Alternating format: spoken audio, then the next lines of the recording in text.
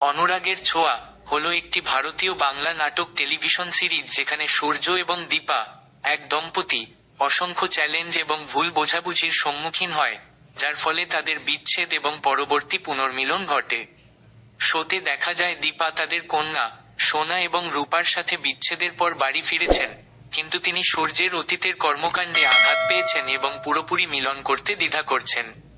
মিশিকা, একটি পুনরাবৃত্ত প্রতিপক্ষ, গুজব ছড়িয়ে এবং সূর্যের বিরুদ্ধে মিথ্যা দাবি করে বিরোধ সৃষ্টি করে চলেছে।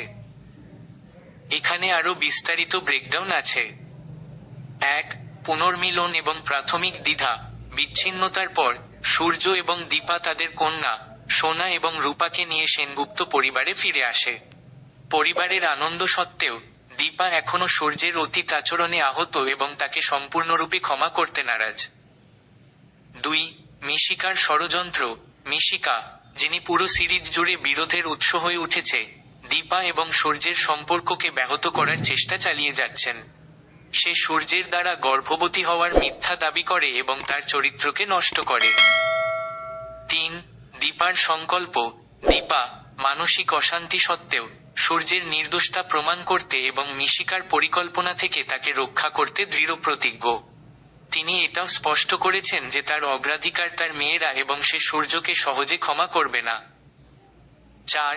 পারিবারিক সমর্থন। সূর্যের পরিবার, বিশেষ করে লাবণ্য, তাকে দীপার বিশ্বাস এবং স্নেহ ফিরে পেতে সাহায্য করার চেষ্টা করে। এবং 5. বর্তমান স্টোরিলাইন।